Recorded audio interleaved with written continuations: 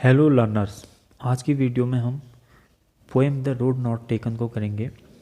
इसको कंपोज किया था रॉबर्ट फ्रॉस्ट ने और 1916 में इनका एक पोएटिक कलेक्शन आया था माउंटेन इंटरवल करके, उसी में इस पोएम को उन्होंने पब्लिश कराया था।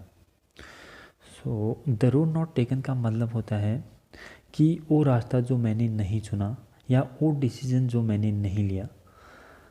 अब नीचे शुरू करते हैं। This well known poem is about making choices and the choices that saves us. कह रहा है the road not taken Robert Frost की एक फेमस पोएम है जो हमें अपने जीवन में चुनाव करने और हमारे जीवन को आकार देने वाले विकल्पों के बारे में है। Robert Frost is an American poet who writes simply but insightfully about common ordinary experiences. Robert Frost एक अमेरिकन पोएट थे। वह बहुत सरल लिखते थे लेकिन व्यवहारिक व सामान्य अनुभवों के बारे में लिखा करते थे। पोएम है to roads diverged in A yellow would. एक पीले जंगल में दो रोड यानी कि दो रास्ते अलग अलग हो जाते हैं या सेपरेट हो जाते हैं। यहाँ येलो वुड का मतलब है कि एक ऐसा जंगल जहाँ के पेड़ों की पत्तियाँ जो पीली पड़ गई हैं, जिसकी वजह से पूरा जंगल पीला दिखाई दे रहा है। And sorry I could not travel both, और कह रहा है माफ़ करना मैं दोनों रोड में एक साथ नहीं जा सकता। एंड बी वन ट्रेवलर, कह रहा है मैं एक ही यात्री हूँ तो दो रास्तों में कैसे जा सकता हूँ, तो एक ही रास्ते में जाएगा। Long I stood and looked down one as far as I could to where it went in the undergrowth. कह रहा है बहुत देर तक मैं वहाँ खड़ा रहा और जहाँ तक हो सकता था वहाँ तक मैंने देखा, और आगे जाकर मोड़ में, अंडरग्रोथ का मतलब है यहाँ घनी झाड़ियाँ या सघन झाड़ियाँ। ये जो रास्ता था घनी झाड़ियों के आसपास, फिर उसके बाद उसको नहीं दिखाई दे रहा था। ये दोनों रास्तों में क्या थे, घनी झाड़ियाँ थी। Then took the other just as fair and having perhaps the better claim because it was grassy and wanted wear, though as for that the passing there had warned them really about the same।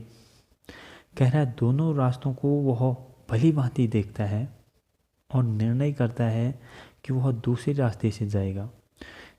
वह रास्ता कवि को अपने लिए सही लग रहा है। Because it was grassy and wanted wear, क्योंकि उस रास्ते से लंबी और हरी भरी घास उगे हुए थे।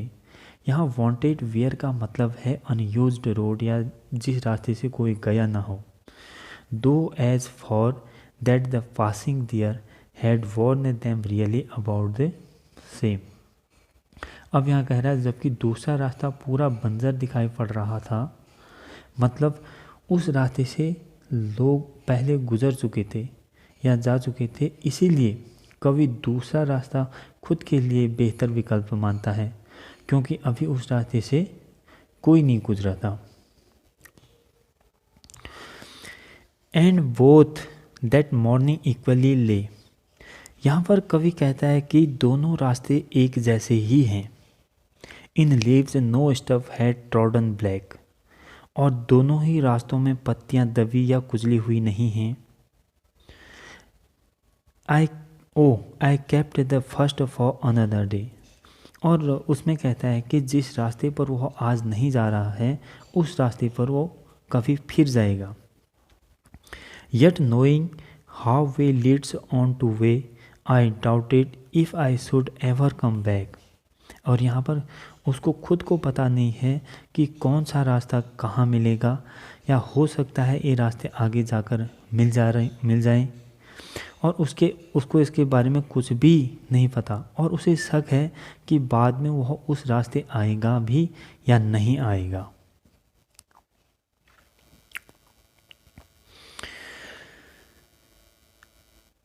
आई shall be telling this with a sigh somewhere ages and ages hence, two roads diverged in a wood and I took the one less travelled by and that has made all the differences. अब last stanza में वो सीधे भविष्य में चला गया और भविष्य उसका उस रास्ते जो उसने रास्ते चुने थे उसका उसके जीवन में क्या प्रभाव पड़ा, वो कह रहा है उसके बारे में वो भविष्य में बताएगा कि I shall be telling this with a sigh somewhere ages and edges.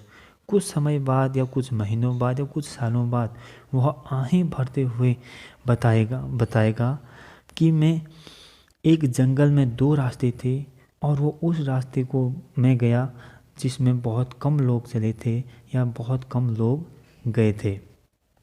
I took the one less travelled and that has made all the differences.